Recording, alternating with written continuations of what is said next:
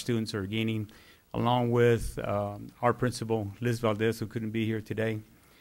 First person to receive this award for us, Cynthia Balion, and her parent, Laura Hernandez, and she'll be attending the University of Texas at Brownsville.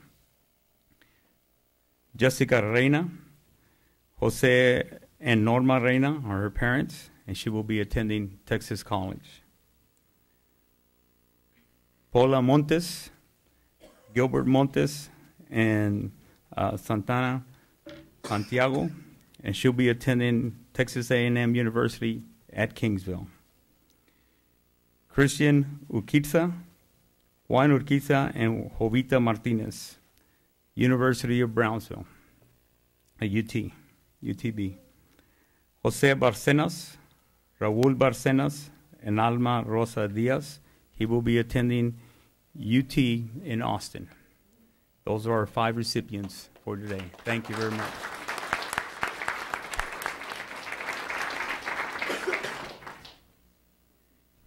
President Escobedo, members of the board, thank you for having us here today. It's just an honor to be able to recognize these student athletes who have done so much through their career and be able to help them like this is such a wonderful scholarship.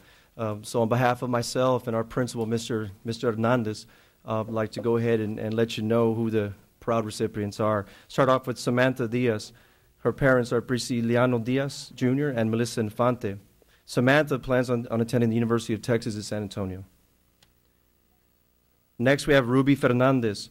She is the daughter of Robert and Elodia Fernandez, and she'll be attending Incarnate Word University. Next, we have Victor Munoz. Victor is the son of Victor and San Juana Munoz. He'll be attending Our Lady of the Lake University and playing soccer for them. Next, we have Daniel Espinosa. He's the son of Daniel and Monica Espinosa. He has a choice of attending University of Texas at Brownsville or University of Texas Pan American. And finally, we have Michael Galvan. He is the son of Guadalupe and Magdalena Galvan. He will be attending Jamestown College in North Dakota, very far away, and he'll be playing football over there as well. So congratulations to all. Thank you.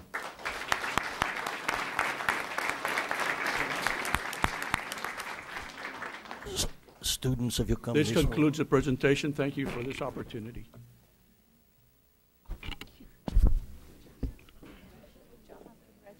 Good luck. Congratulations. Good luck.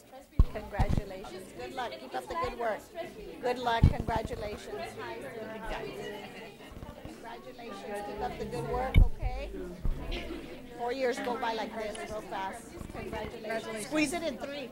Congratulations. Congratulations, honey. Congratulations. Congratulations. Good luck to you all. Sir? Congratulations, Coach. Pleasure. Congratulations. That's okay. Congratulations. Congratulations. Good luck to you all. Excited? Oi, nervous? A little. That's okay. That's good. Healthy. You have to be a little nervous when they start out in college. Congratulations, dear. Congratulations. Yes? Go ahead. I think they have some up there for you, too. Congratulations. Congratulations. Good job. Congratulations. Hey, sir. Oh, congratulations. Great job. Okay. Hey, good job. Thank you.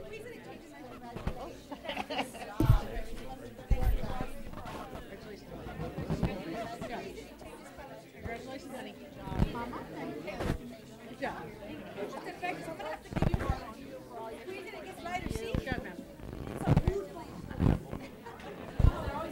Good job, Coach. Thank you. Good job. Good job. Good job. Good job. Ooh, sir. Good job. Good job, ma'am. Sure. Oh, that's a bunch of them. All the tall ones, yeah. We need What we risers. can do is have the girls in the back and the boys all take a knee in the front. We are athletes, right? They will won't be able to get up afterwards. No, the athletes can. Maybe not us people, but the athletes can. It's true, you want. All the males in the front, no one needs. You need more, because you can't see her. You can't see her. Need to go. You move to the front, baby. Okay, you can't see her. You can't see her. You can't see her. Go to the front, guys, yeah. Take advantage of your height and move up.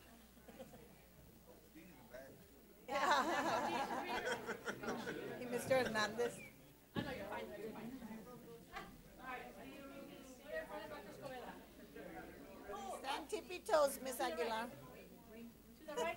Coach, you know, serious. Move to the right.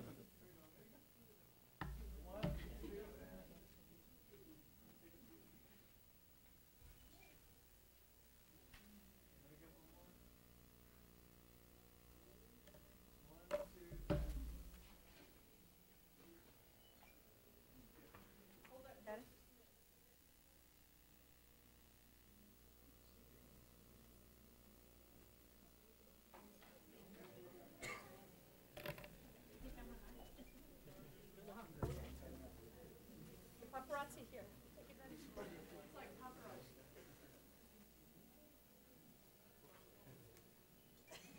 Yeah. Technology. I sure hope we have history with each of these things.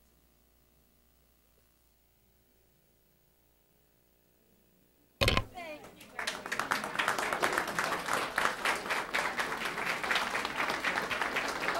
Coaches.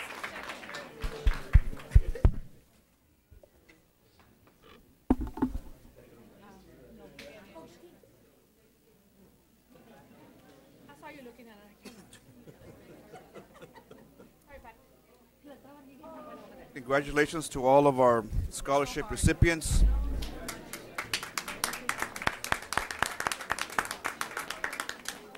They ruled the house today.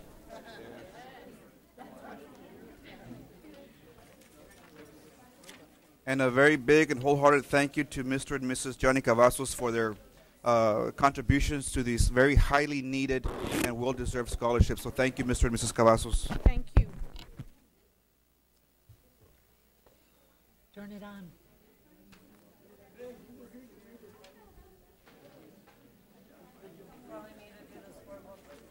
Moving on to item 3, presentation of the Texas Virtual School Network. Dr. Montoya. Dr. Escobedo, members of the board, this is an online program that gives extra support to our students should there be some areas that they cannot find some coursework at their campuses. I did want Mrs. Dora Salceda, who I want to compliment. A couple of weeks ago, she completed her doctoral degree, so it's Dr. Salceda. Way to go, Dr. Salceda. Dr. Salceda, if you'd go ahead and do your presentation. Thank you, Dr. Montoya, Dr. Escobedo, members of the board. Tonight, I'm very proud to present one of our newest initiatives with the Curriculum and Instruction Department, of course, the entire district. This is the Texas Virtual School Network. The Texas Virtual School Network is a clearinghouse of rigorous online courses offered by the Texas Education Agency approved providers. The Texas VSN was created by the 80th Texas Legislature through the passage of Senate Bill 1 and codified through the Texas Education Code. And the goal of this program is to provide equitable access to online courses for the Texas public school students. It is 100% aligned to TEKS or the TEKS, and also aligned to the national standards of quality for online courses. We have a very short presentation for you that just gives you a quick overview of what this program is. I'd like to point out that although this initiative will begin 2012-2013, we will begin this summer, and I will be providing you with some information about this summer program. BISD is going to provide credit towards state graduation requirements through the Texas VSN Learning Network. This is out of Westview Drive in Houston, Texas. And the distance learning courses must include the state-required essential knowledge and skills for every single one of the courses offered. The courses are delivered primarily over the internet, and the student and the teacher are in different locations for a majority of the student's instructional period. Most of the activities will take place in an online environment with extensive communication between the student and the teacher, and the student will not be required to be located on the physical premises of the campus or the district. They can do this at home, but again, with supervision from the district and the teacher. The district's going to charge a fee for a Texas VSN course in which a student enrolls if said course causes his or her to carry a course load greater than the that is normally taken by students. So if they're going over their 9 periods, for example, they would have to pay for that course. The district will also charge a fee for enrollment in an electronic course provided through the Texas VSN summer program. This summer, however, we have been provided 25 scholarships thanks to Dr. Montoya, who submitted the application. We were able to be granted these 25 scholarships, which have been provided to the campuses based on criteria, enrollment criteria. So each school, Comprehensive High School in our Bex, Lincoln Park, and BLA will have access to at least one of the scholarships. BISD has submitted the provider agreement for this year. However, we will have to renew it for the 2012-2013 school year. That one is not up yet, but for right now, we are a receiver of these courses. The deadline for submitting the scholarships is May 25th. However, as I said earlier, we have already done so. And for the 2012-2013 school year, the students will need to apply with the campus coordinator as per the deadline in the BISD Texas VSN handbook. So that handbook has been distributed to the campuses. They know the deadlines. We will have to adjust some of the dates only because we began this endeavor and we, through the summer and so forth, we had to kind of adjust the dates. But once we have that adjusted date for the next coming school year, we will go ahead and notify the campuses and the applications will go out. This is a draft application form that has been inserted into the handbook. One of the things that is really, really important is that students will be taking the Smarter Measure pre-assessment, and that'll provide the school with information as to where the student is as far as can they handle an online course. We need to give some kind of assistance to the student so they can be successful. And I did not point out that in the summer, any student that completes a course through the scholarship program and is successful, the district gets a reimbursement of $100 per student. So we get the scholarships and also a reimbursement. So this application here must be signed by both the parent and the student, so that the parent is aware of the drop deadlines, add deadlines, and so forth. And a lot of the courses that will be included in the Texas VSN, as of right now, we're starting small because it's an initiative. We do have some AP courses within the initiative. We do have some courses that are not. For example, they might be offered at one campus but not offered at another one, so the students can have access to those courses. As we move on through this initiative and this pilot program, we will continue to add courses accordingly. But right now, we are starting small. I'll entertain any questions you might have. Thank you, Dr. Sosa, for a very detailed report, and congratulations on your academic accomplishment. That's quite a milestone for any professional, so congratulations. Questions or comments from the board? I think it's a great idea. Good job. Thank you. Excellent. Absolutely. Thank you very much. Thank you. Moving on to item 4, presentation of required physicals for secondary programs for 2012-2013. Dr. Montoya.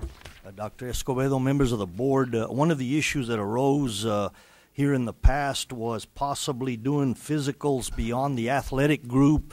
Again, this is an issue to protect our students and related to any possible student medical issues that might arise. I'll turn it over to Dr. Rendon because there was a committee of staff that worked on this one. Go ahead, Dr. Rendon. Thank you. Good evening, Dr. Montoya, Dr. Escobedo, and BISD board members. In March 2012, a district committee was formed to review the current requirement for secondary students to have physicals. I was graciously elected by the committee to do the presentation tonight. At that time, athletics was the only secondary program right now that required students to have physicals before participating in any sports. This evening, we would like to present the background and research, the recommendations, the contents of the district packet that has been developed, and the distribution process that we will follow. We formed a committee in March so that we could look at the existing programs that we have in place.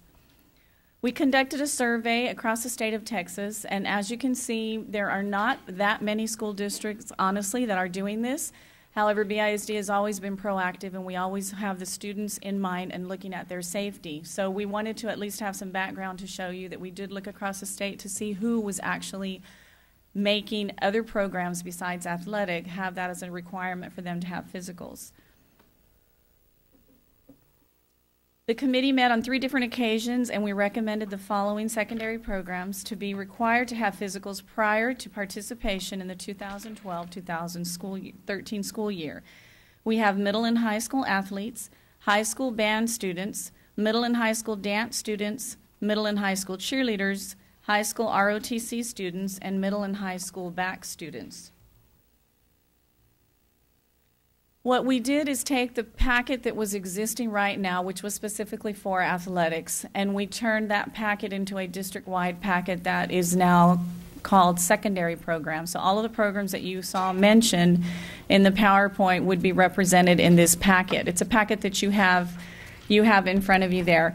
And so the cover letter that we put together, you see it's a fold open packet like this, and this particular cover is the one that every student would need. So it has the physical form, has a letter at the very beginning that explains everything that is in the packet.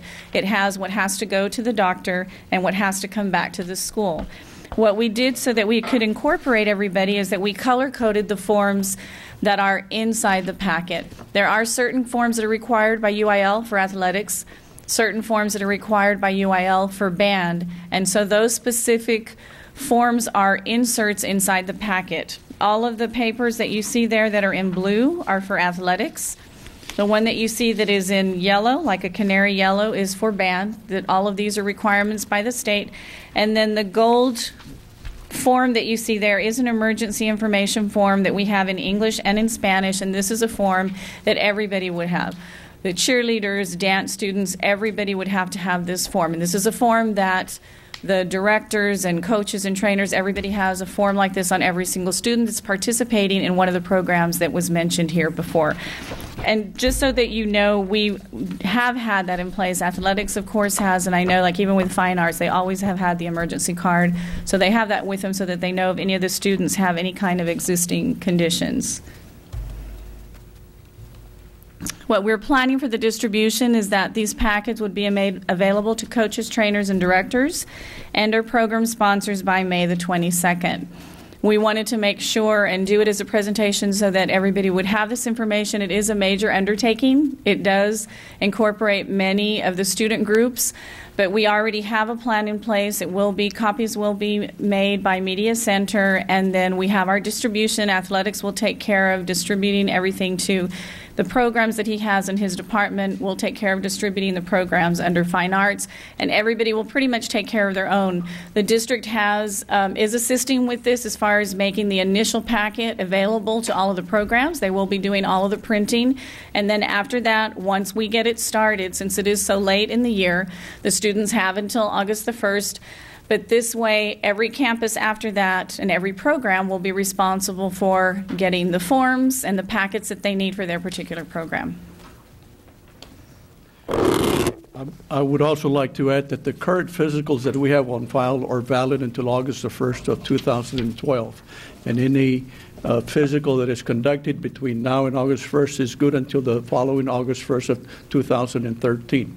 In addition, I would also like to point out that Brownsville requires an annual physical, whereas the University Interscholastic League only requires a physical the first and the third year of participation.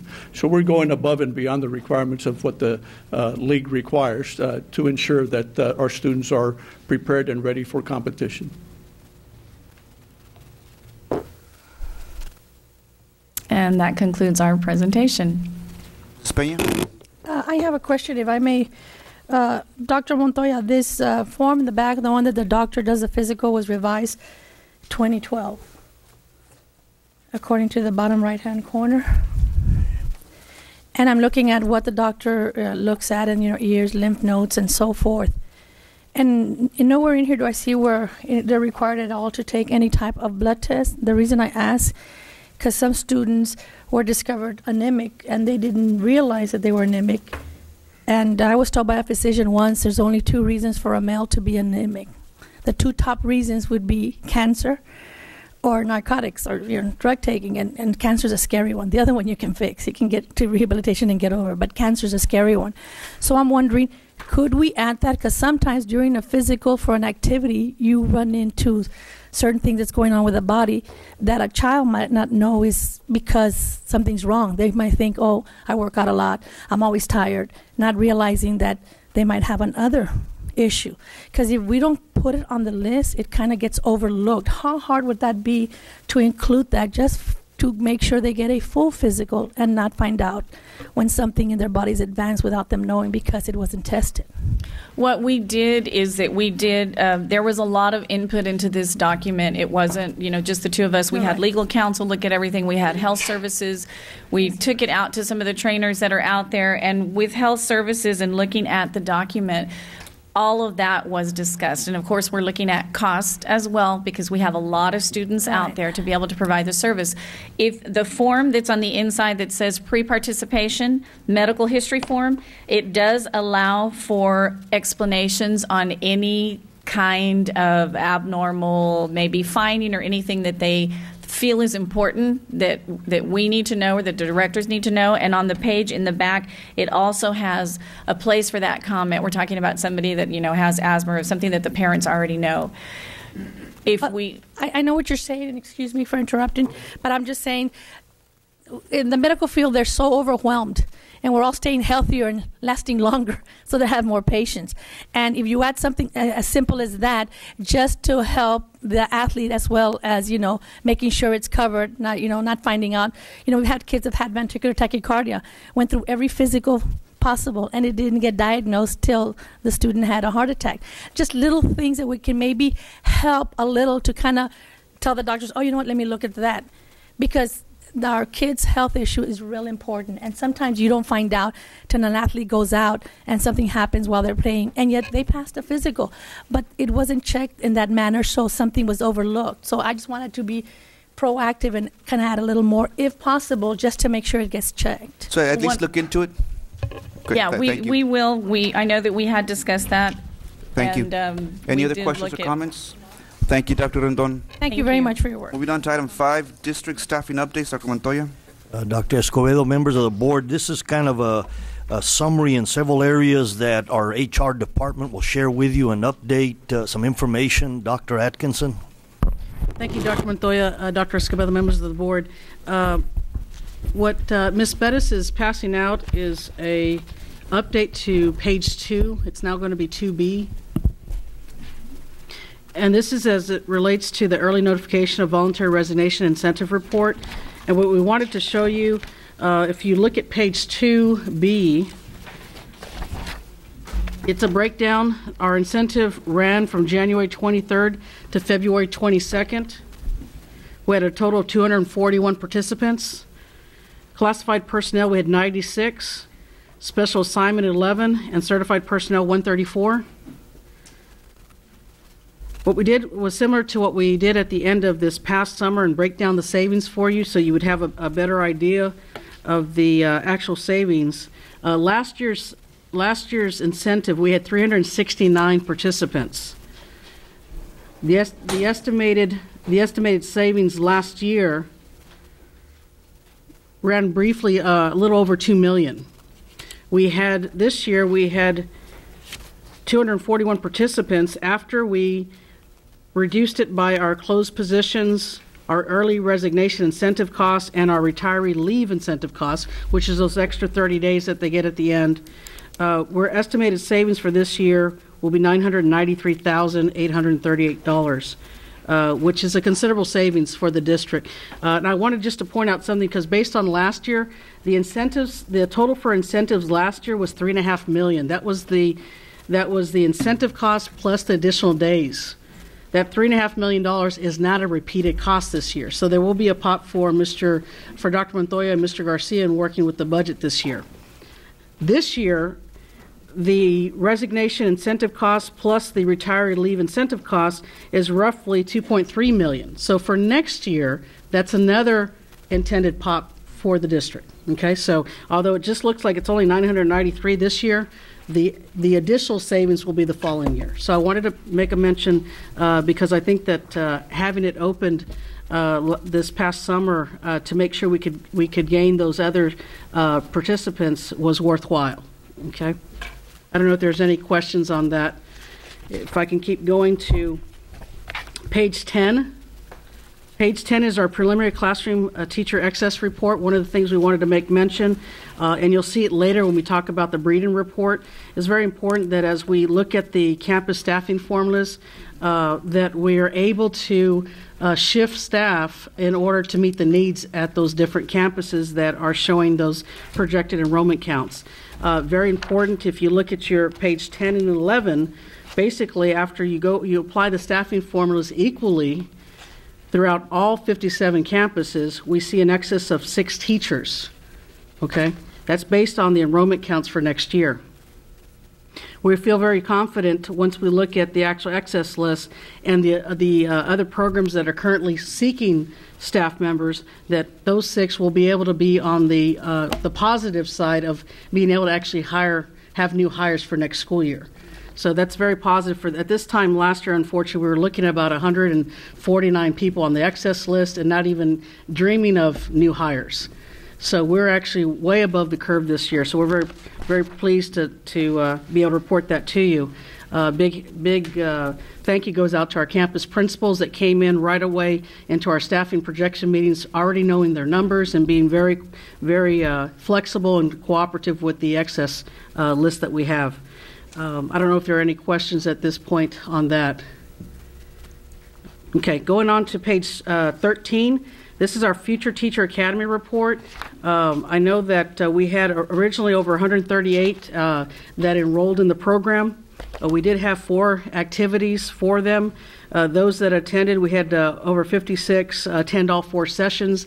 The last session was a mock interview that we had with district administrators and campus administrators. I think we had over 93 participate. They were very excited about that. Overall, we've already hired 12 of these participants, and we're continuing to promote those that were in this first track.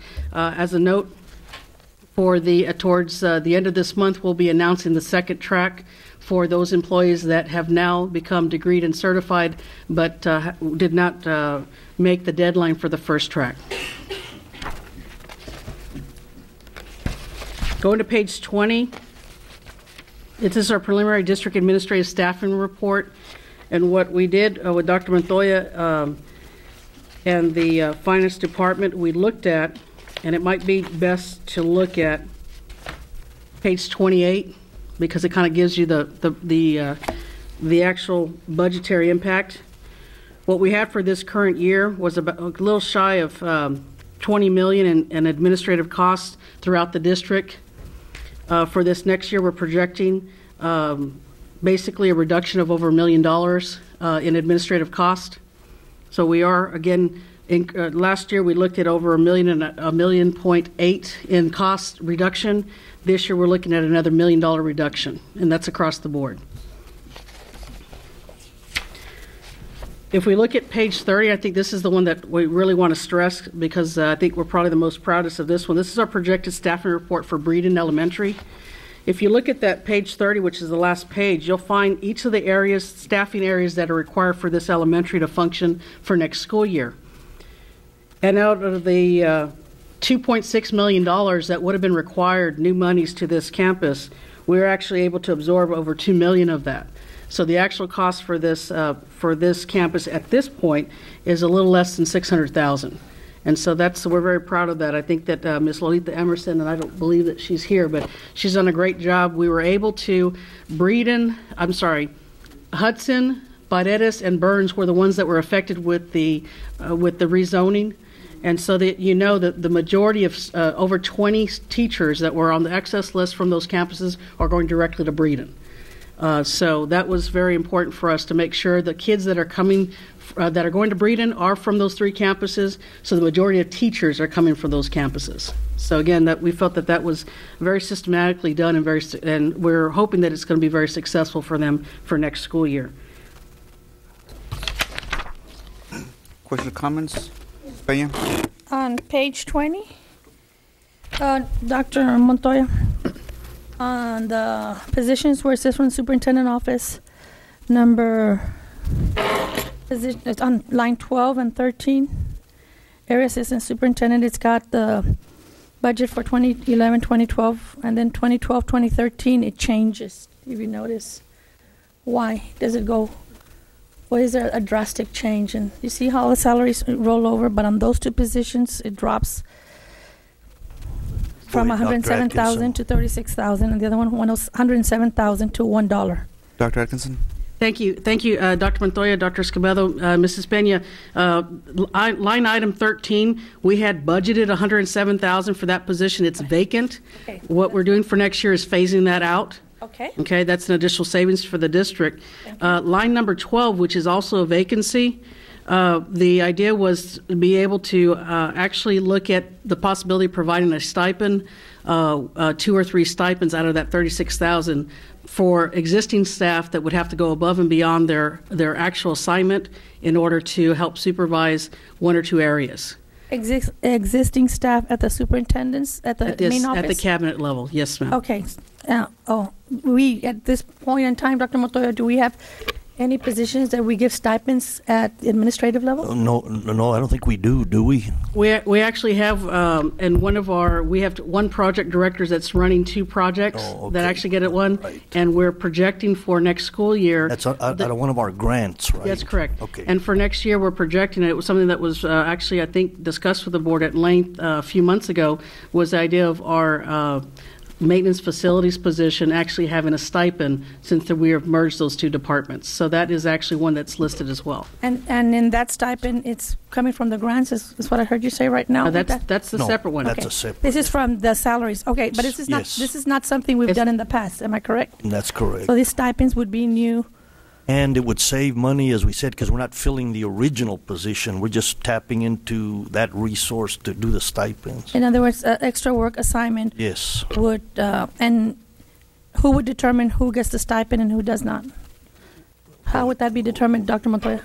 We will be working probably together as a team and to see what positions that we phased out, and then we'll look at some of the new as to what amount of job the new person who has their regular position but doing the extra duty. So it's going to be something we're just going to have to sit down and look at it from that and excuse me, I don't mean to step on toes or be a little harsh, but from the position I'm seeing, everyone here is $107,000 and above, and then to give a stipend, it's a harder pill to swallow when we have other positions and we've cut stipends in the coaches, or we cut, funding for, when you're doing tutorial and things of that sort.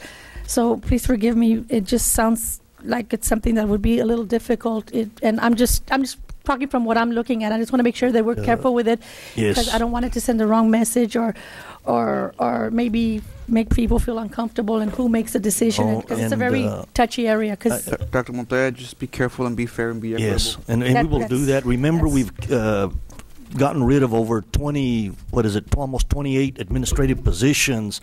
The jobs don't go away. The positions went away. So that's where we'll look at some of the areas that some of the people would get some of that stipend to help us with those other assignments. But yes, we'll be fair and equitable. And I so appreciate that we're cutting, but I just have a little bit of a problem when we say we're going to close the position, but we still spread the money. To me, we were going to close the position. Let's not use that money. Let's balance. Let's make our budget healthier. Mrs. Presas? Yes. Are we going to, after looking at this, is there a new reorganizational chart coming up or anything like that? Mrs. Presas, we are going to revisit this summer. We're waiting for the year to end, which is approximately a month, and we're going to be doing some restructuring to make departments a little more effective. And so, yes, there'll be some restructuring. And as you say, effective, how often do you evaluate your staff at top-ranking paying salaries? Actually, the evaluation informally happens weekly because we deal with issues and we try to see whether certain things have been done or not. So it's ongoing. It's a process that's just ongoing. Okay. Well, because if we, how many area assistant superintendents do we have? 6, and 2 of them were closed, or? No, we have 2 active, but go ahead, Dr. Atkinson. Yeah. Thank you, Dr. Montoya. Mrs. Garcia, the area assistant, we have 2 currently right now. Okay. All right. Ms. Longoria? Yes, I need some clarification here. You mentioned stipends. Are you going to be paying stipends to the area assistant superintendents or other personnel? Go ahead, Dr. Atkinson. Thank you, Dr. Montoya, Mr. Escobedo, Dr. Escobedo. Ms. Longoria, I think that that's being evaluated by the superintendent, and as he looks at his organization over the next 4 to 6 weeks, I think he's at that point is going to come back to the board to give you, a recommendation. And, ma'am, it won't be just assistance. We're going to look at all areas to see. Areas. Yes, okay, that's correct. My other question is, because I understand that some of your administrator, assistant superintendents, such as Dr. Atkinson, has taken on extra duties. So, this is how it's going to play, right? Since she's taking extra duties, and by law, anyone that takes additional duties should be compensated. And again, we go to what Dr. Escobedo said. We're going to look at everybody. It's not just going to be area or assistant superintendents. We're going to go below that because it's only fair that some of those people have also picked up some assignments, and we'll come back to the board. And what's going to happen to those administrators that have less duties now? Are you going to adjust their salary? If we can see that that's correct, we will be coming back with some readjustments. Yes. Okay. And Dr. Montoya. Thank you. I'd like to ask you this question because I think that that's something that's been asked out there in the public. Basically, what do administrators get paid for? Do they get paid for what? Because a lot of people say, well, you have too many administrators. Do they get paid to make decisions? Do they get paid to make sure that they evaluate their own staff? Or I think it's a combination of things. Again, I go back to what I said earlier, that 28 positions are gone, and we'll probably be a few more that'll be gone when we restructure. But the bottom line is that someone has to manage the budget, someone has to manage whatever staff is in that particular area or department, and also evaluate them, and also to see what they're doing, because again, we exist to support what happens at the campus level. I think that's the important thing. We need to understand that we're not a separate entity at central office. I think sometimes there's people that think that, but the purpose of the existence of the central office in general is to support the campus, the teachers in the classroom, and that. So, we got to make sure that that's being followed and looked at and supported. Thank you very much. Dr. Escobedo. Mrs. Peña, final question? Yes. And I want to say this as diplomatically as I can without offending anyone, but, living in Brownsville, $107,000, $117,000, that's good money. My only concern is that kind of like what Mrs. Espresso said, we have like lead teachers that are closed and we're making administrators. We're going to restructure, we're going to revamp. And I see a problem that we're cutting this position, we're cutting to save money, and then when we restructure, we go from 117 max out to 140. I have a problem in the economy and in the budget crisis this country is in today to restructure and raise those salaries. I really have a problem because to say that we're trying our best to tighten our belt and to minimize, and if we have too many teachers, we're going to cut it down, and then we turn around and in administration, we go up. Then what are we saying? We're saying that, and let me finish. I don't want to give the message that we're not as caring and as concentrating at the teacher out in the field as we are about administrators. And I think the soldiers in the front line and the people who are making our children who they are today are our teachers out in the field. And to cut them and we get more students and less teachers, then we need to. If we cut the budget, leave it closed, not turn around and get that money and raise it somewhere else, because it looks like we're cheating them out, and I don't want to do that. That's just my personal Your point view. is well taken, and so you're going to look into it, be careful and equitable. Okay, thank you very much. Moving on to item 6, request for legal opinion regarding legality of board action on legal fees from May 1st, 2012 meeting. This board member request, Mr. Colunga, I'll yield the floor to you. If I could address Mr. Michel for this part, in which I had a few questions, Mr. Michel, related to that item. Do you want me to proceed through questions or just focus on the the main issue dealing with. Counselor? Yeah, I mean, I can answer the question here, but if you'd prefer to ask the question or a series of questions, I'd be happy either way. Okay, let me proceed under the reference to legal. A question would be, what is the legal basis for the motion itself? The legal basis for the motion itself is it's the board action that was requesting repayment of money. I think it's legal for the board to make that request.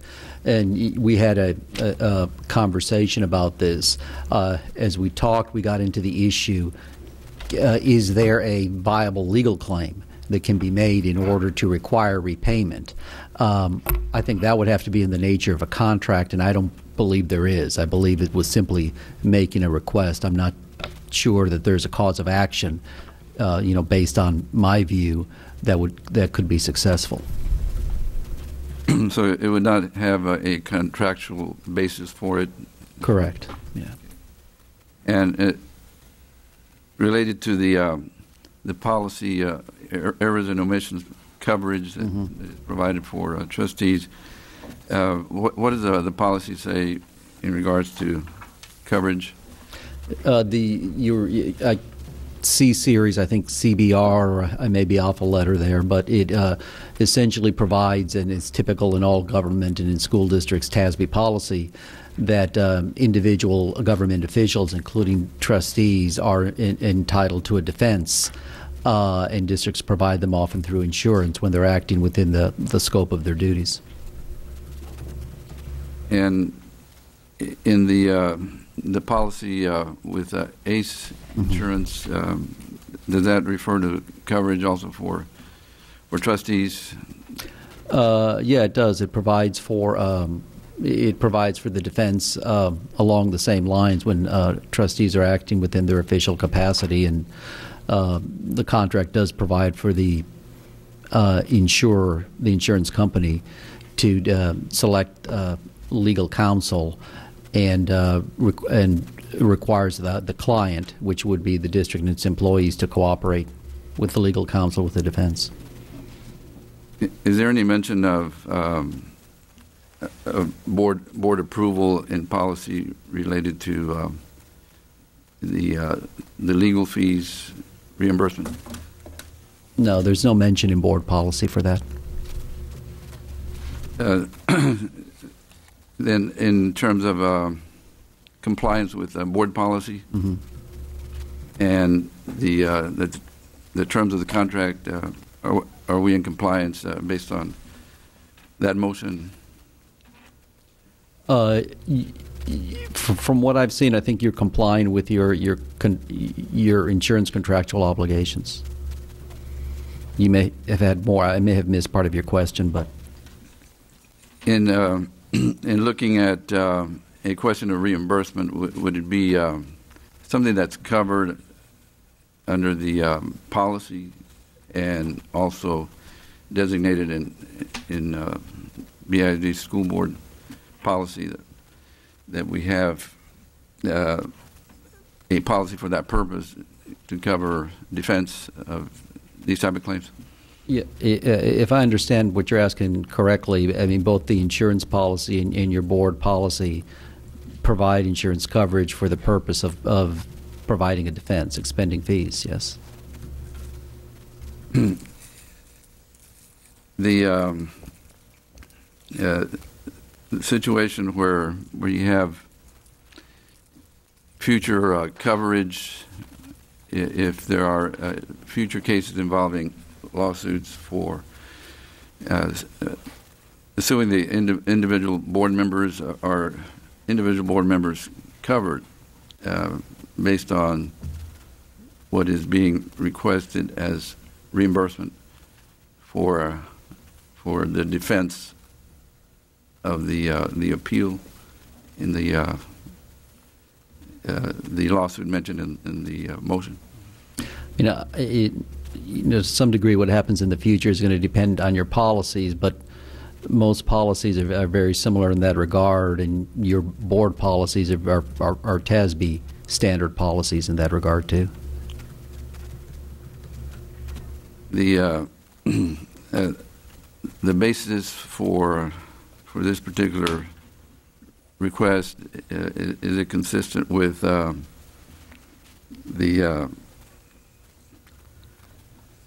who is responsible for the billing? In other words, if we're being held liable for reimbursement, we were not involved in the billing process that dealt with the insurance attorneys. So right. How would the individual trustees mentioned in the motion be responsible for what happened in terms of the contractual relationship that existed in the insurance policy? As far as I know, I don't think the individual defendants were directing the lawyers or directing that certain action be taken. When you were addressing what the motion itself, I think the motion was reflective of the lawyers who, in that instance, represented both individuals and the board, coming to the board as the board's lawyers and seeking an explanation or providing an explanation to the board. Okay. Overall, if I can close with the following, the action taken by the board at that May 1st meeting, I hereby publicly dispute and renounce the action taken by the board because I am a part of this board and do not accept the imposing of legal fees when I, as well as you, have coverage for legal defense and it cannot be removed by law. It is written in policy, and I abide by the policy that protects employees and trustees of BISD. Thank you. Thank you, Mr. Colunga. Your points are very well taken. Minimal discussion, Mrs. Longoria. I have a few comments to make. I reviewed the policy, the insurance policy, and nowhere in the policy does it say that when trustees are sued individually are covered. And the insured involves the Board of Education, where that means all of us. And the motion was for the purpose of the lawsuit for those individuals that were sued individually, not at the board trustee capacity, but as individuals. So nowhere in this policy do I see that when you're sued individually, you are covered. And I'm just going by the ruling that came in from the United States Courts of Appeal that that their individual immunity was denied. So we need to follow the judge's rulings, and that's what I'm doing here. You know, our fiduciary is to look out for the interests of the district and our tax dollars. And I feel that if our insurance is paying for you at your individual capacity, then that's a public gift of public funds. But how do you, if I could, Colunga, closing comments. How do you respond to an outcome of a legal court action in which your defense is trying to come up with the appropriate response to the outcome of the appeal? Is it at that point that the board wants to stop the defense and say, well, we're not going further with this? No, sir. Problem or? No, we're not stopping anything. What we're stopping is the spending our tax dollars. We're fine with you or our insurance to pay for you at your official capacity as a board member. But we have a concern that our insurance is paying for your other lawsuit where you were sued as an individual. I think with all due respect to my colleagues, we're not going to reach any agreements or conclusions. There's been action taken. Let the attorneys handle it. You know, everyone's heard their so Mr. Colunga, Mrs. Longoria, thank you for your comments. And I think we need to move on to board calendars. Dr. Montoya. Dr. Escobedo, members of the board, May is a very, very busy month with a lot of activities. First of all, we had a very successful golf tournament Saturday. I think we raised a lot of money. Everyone had a good time. The weather held, so that went very well. How much? We raised about $70,000 directly for scholarships, so that's very good. Then just another quick announcement tonight while we're here, the SpaceX committee is meeting at ITech to look at that. So we do have some of our people from our cabinet that are there, along with several principals and people from the campuses that are very interested in hopefully passing this and bringing this group to Brownsville. Just some quick announcements. There's a lot of awards nights. Tomorrow night, Rivera. The next night, Lopez. The next night, Veterans. Also, we have on Thursday morning the top 5% picnic that happens every year. And then Friday, we have the 19th annual Jump Rope for Heart over at Sam Stadium. The 21st of May, we have the DEIC meeting. And also the 22nd, next Tuesday, we have a specially called board meeting to honor a large number of students over at Rivera. So we invite all the board members and the public to be there. Would you say that one more time so we can all hear about the special called board meeting? We will have it. 22nd of May, next Tuesday at 5 o'clock. 5 o'clock at Rivera High School gym. It will be to honor numerous groups of students that we want to honor there at that special meeting. Also, next Thursday, the 24th, we have our final competition for our ballroom dancers over at the Brownsville Event Center. So, we're very happy about that. Also, again, on the 29th, going along with what Dr. Escobedo, there will be another board meeting because we need to approve some bills that are finally coming in. We were not able to get them any sooner. Also finalize some interim positions to make them full-time so we can get those. So there really is going to be two more board meetings, the 22nd at 5 at Rivera and the 29th at 5:30 here. So, those are important meetings. Lastly, our last class day is May 31st. So those are the announcements. Other than one last one, the internal, Governor Perry announced last week was also internal audit week. It was Teachers Week, it was Nurses Week, but it was also Internal Audit Week. So all the internal auditors in our public schools are being honored in that ceremony from Governor Perry. So I just wanted to say that. And Dr. Escobedo, that's the end of the announcements. Thank you. And going back to the golf tournament, I know that a lot of our employees, administrators, and other staff members volunteer a lot of time. Ms. Brown and a lot of other administrators. I'm not going to go name by name because I know I'm going to forget a whole bunch of them, but just thank you all. I know it takes a lot of time and a lot of effort, Mr. Aguilar. Yes, and thank you for the polo shirt, Doctor. It's beautiful. Thank you. Okay, moving right along to public comment. The next item on the agenda is a public comment period. This is time for citizens, staff, or students to provide their comments to the board. Statements and questions from the audience will not be permitted during other portions of the meeting, so please let us hear from you now if you have comments to present. To have your comments heard tonight, your name and the subject matter must be written down on the sign-in sheet, which is located in the back of the meeting room. Each speaker will be limited to 5 minutes to complete his or her comments, and with all due courtesy, we will strictly enforce that time limit. If a group of people want to be heard on the same topic, the board asks they designate a spokesperson to avoid needless repetition. The board has adopted rules to preclude the abuse of open forum by, for example, anyone uselessly repeating the same comment or complaint meeting after meeting. All participants must understand that if you come in my judgment constitute a complaint against an officer or an employee, I will stop you and ask you to direct you to proceed with the BISD formal agreement procedures, be that DGBA, FNG, or GF local. With those cautions in mind, we will now be glad to hear your comments. The first speaker is Mariana, I'm just going to say T. I'm not going to risk misspelling your name. Coordinator for Partners Post-Secondary Success United Way. The subject is College and Career Night. Miss Mariana Tomlinson? I apologize. Well, I was hoping to do the public audience about an hour earlier, but we got a little carried away. She's gone?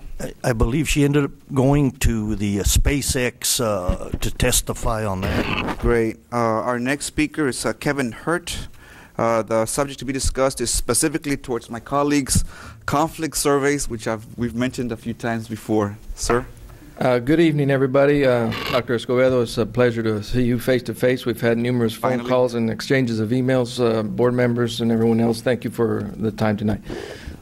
For a quick refresher, I think the board members are all familiar with my study by this point because Dr. Escobedo has already conveyed that to you. But essentially, for everyone else, I'm an instructor of business statistics at the University of Texas Pan American. I'm within the College of Business there. And I'm conducting a study on the effects of conflict in decision-making within executive administrative teams. And what we know about conflict at this point has been derived primarily from studying for-profit organizations, but a very, very important sector of leadership that has been omitted from this body of knowledge is executives such as yourself, those of you who are serving a very important leadership role and doing so on a voluntary capacity. So I argue that what we know of conflict is not yet complete, and I'm trying to do a study collecting data from boards such as yourselves to later compare that to the for-profit firms that I'm also collecting data from, and then generate that knowledge, which hopefully we will share with the academic community, all the participating organizations, and then the students themselves in our classrooms at the university, many of which are your current students and hopefully our future students there at the University of Texas Pan American. So I know that the board has already agreed to participate in the study, and I'm very thankful and applaud you for your willingness to take on an additional task in doing so. The survey itself, from what I'm getting feedback from the respondents, is taking only 10 minutes to complete. But I'm not sure if everyone has a copy of the survey because I've only received one at this point from the board. And so I wanted to bring copies of the surveys to everybody and so I have extras if they're needed. If they're not needed, that's okay too. But I just wanted to bring that today. Yes, ma'am. I would need a copy. Okay, I have here. I have 6 copies. I have one, and the one person here who would know who it is. But I have one for everyone else, and I'll leave them here so that, including self-addressed stamped envelopes, and I'll leave them here so that you can get those completed at your convenience. I would ask, though, that, I know how spending 15 years in industry, I know how busy that gets, and I know how busy that is, plus what you're doing here as the executives on the board.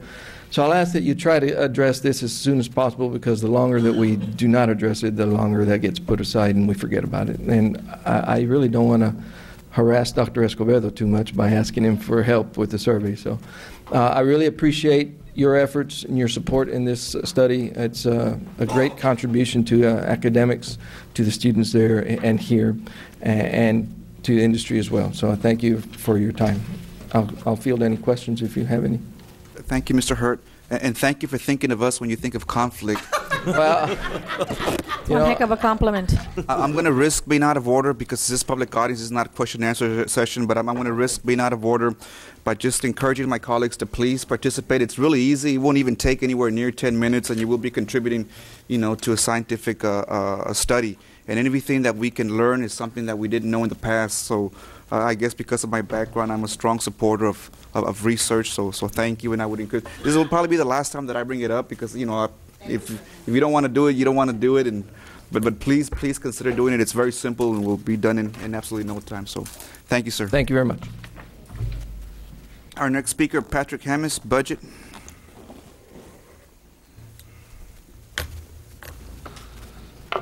Good evening, Board President Escobedo, Dr. Montoya, members of the board. My name is Patrick Hammis, speaking on behalf of the Association of Brownsville Educators, AOBE. First, I'd like to start off with a lot of thank yous. Last Friday was Relay for Life down in ITech. AOBE was there. We saw Dr. Montoya, Ms. Mary Jo Monfal, Sharon Moore from administration, Pat Perez and the secretaries, who also had the cheer team there. And they came in first or second in the cheering contest, since there were 2 teams entered. Okay, and then also a big shout out to the Hanna Eagles and the Lopez Lobos. They had tremendous turnouts from their high schools, from their students, and also to board member Minerva Pena, who was also present. So thank you for all attending Relay for Life. It's a great cause. On to other issues having to deal with the budget. I had some teachers approach me today on the Infinity curriculum writing and the MSAT-2. They're getting notification that they're being asked to write curriculum this summer. They're being told they're going to get paid $50 a day for 7 hours of work. which is less than minimum wage. And then when I sit here and saying that there's $36,000 out here for administrative stipends, I would hope that you would look at that and maybe direct that money back to programs such as these two and other summer school programs. We strongly agreed with you last year for the last 2 years to decrease the amount of stipends from $35 an hour to $25 an hour due to the budget crunch. If there is extra money out there, then as professionals, I hope you would pay us as professionals and start putting the money up. It will be something we'll be talking to you about next year when the new state budget comes out. So if you have, you're going to have a hard time finding people who are going to work for less than minimum wage as professionals. And I believe the Infinity program, and I can be corrected after this meeting if I am speaking correctly, has to do with the curriculum for the middle school STEMS programs, which is very important to all of us. Very, very happy on the Future Teacher program that Dr. Atkinson started this year. To hear that 12 people are going to be employed by the district is fantastic. Tremendous job. We're glad to hearing that the applications for the fall are going out at the end of this month. Our only request is that the directions for applications get out to be as clear as possible. We know we had some people that wanted to be part of it and did not either get notice in time or did not get clear instructions on how to sign up for it. But again, we thank administration for the program and the fact that you are hiring from within.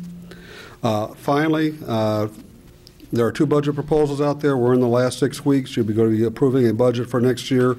In the next 6 weeks, option 1 is $1,115 for teachers, counselors, and librarians, 2.25% for all classified, and 2.25% for assistant administration. And option 2, Dr. Montoya's plan, is $1,600 for all teachers, librarians, and counselors, 4.25% for all classified. And we strongly, strongly hope that you will adopt Dr. Montoya's recommendation for the budget next year. Thank you and have a nice evening. Thank you, Mr. Hammonds. Our final speaker, George Borrego, subject to be discussed, district matters.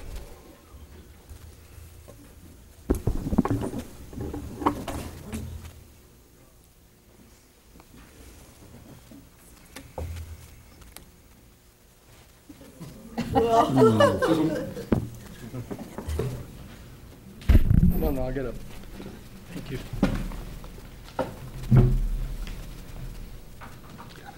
Yeah, I got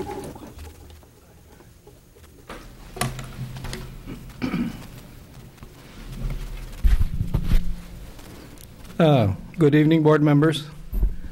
We appreciate all you do. Thank you very much. Administrators also, even though some of you are disappearing, 28 to be exact. We appreciate the work you're doing. I'm going to have to repeat some of the things that Patrick said because I have it on my list. And that is kudos to Dr. A for the Future Teacher Academy. We need to tap that experience. They already have the experience. And all we're doing is just getting streamlining them into the classroom. And that's very good that we use that. And kudos to our magician, who, when he presented the budget, he showed $10 million in cuts, thereabouts, and the possibility of option 2, which was $10 million in raises for our people. We haven't gotten any raises in the past few years, and we realize the economic situation. That's why we had to stop the cuts campaign. And even though he doesn't think he's listening, he is listening. Governor Perry is listening. We're going to put him against the wall this year, and we're going to make him pay and give education the respect, public education, the respect that it deserves. Because this country is where it is because of public education. There's a lot of countries where you don't have it to any degree, and they have not prospered. And yet we have prospered for the last 200 and some odd years. The longest running free market economy that the world has ever seen. We got to keep that going. But we have to respect our people. We have to stop that gap between the rich and the poor. Everybody should pay their fair share. So thank you very much for considering option 2, and I hope that any board member that is thinking that it's not the right one would contact us, and we would like to sit at the table with you. We might even feed you, and let's talk about it and see what we can come up with. Thank you very much. Good night. Thank you, Mr. Borrego. Moving on to consent agenda item number 8. Recommend approval to authorize administration to accept the transportation parking lot phase 2 project as substantially complete. I'll open the floor for discussion. Mrs. Longoria. Dr. Montoya or Mr. Haynes, did you go through this walkthrough? Mr. Haynes, if you'll. Mr. Haynes. Thank you, Dr. Montoya, Dr. Escobedo, members of the board. Your question was again if we did a walkthrough? If you had participated in the walkthrough as well? No, I didn't participate in this one, not on this walkthrough. Dr. Montoya? I have been there several times. We've been there to look at it, but I did not participate in the walkthrough. I think, was it Cesar? So he's been through it as the specific person. Okay. As far as a walkthrough, everything, no, but being there, we've gone several times to look at what has been worked on, but not the last walkthrough. Okay, So now I just want to... Could I call Mr. Garza? No, it's okay. I just want to hear from you and Dr. Montoya whether you were satisfactory with it being substantial complete. Yes, we are, and obviously the type of, just a side issue, the type of concrete they're using has to be heavy duty to hold the weight of the buses. So there was a unique thing there, but it is moving forward in a positive way. Okay, I'm fine. No, just if top administration wasn't there, accountability comes across once we find out if it wasn't to the level of expectation. But I'm sure that if the specs read certain material, just make sure that it was met, because we're finding out along the way once they pick up the money and run, we have issues. But let's, accountability will reflect on top administration, and then it trickles down. That's it. Dr. I have a motion. I have a motion by Dr. Savera, seconded by Mr. Aguilar. All in favor? Aye. Aye. Motion passes unanimously. Item 10, recommend approval of the amendments to the agreement between the Brownsville ISD and Johnny N. and Nena S. Cavazos. I'll open the floor for discussion. Dr. Saavedra. Yes, sir. I just had a question, Dr. Montoya. If this document was sent to the attorneys for to check, Montoya? to review. I think, Ms. Ortiz, did you get a chance to look at that document? That's the question. Ms. Ortiz? Dr. Montoya, Dr. Escobedo, members of the board, this document was not provided to me for review. Well, that was my question first. Second, because there's several typos. The word principal is LE, not AL, so I think if we could maybe so that the attorneys can review it and then bring it back. I think that's a good point. That we need to revisit it for corrections. Yeah, and I think, didn't we come to some understanding that now that we had the staff attorney, that all memorandums should go to the attorney's office? I kind of remember that. Yes. We have an attorney? Yes. And I think that was coming from the athletic department. Is that correct? It did not get to you, Ms. Ortiz. Is that correct?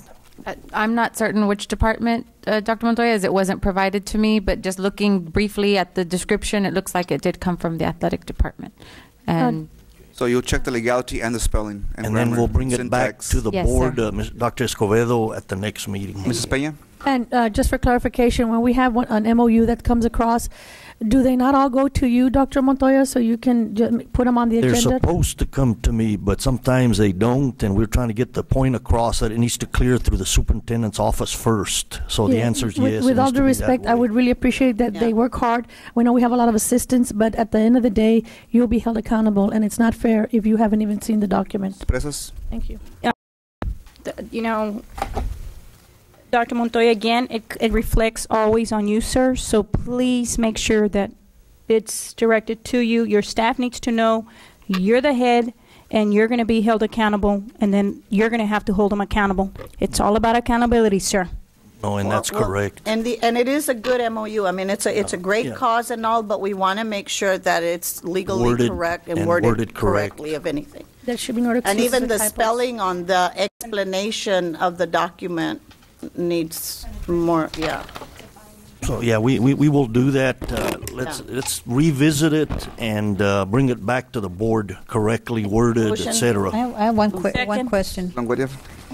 Dr. Montoya, who is in charge of this endowment? Who handles this? I think Mr. Garcia, is that in one of our areas that we have it listed?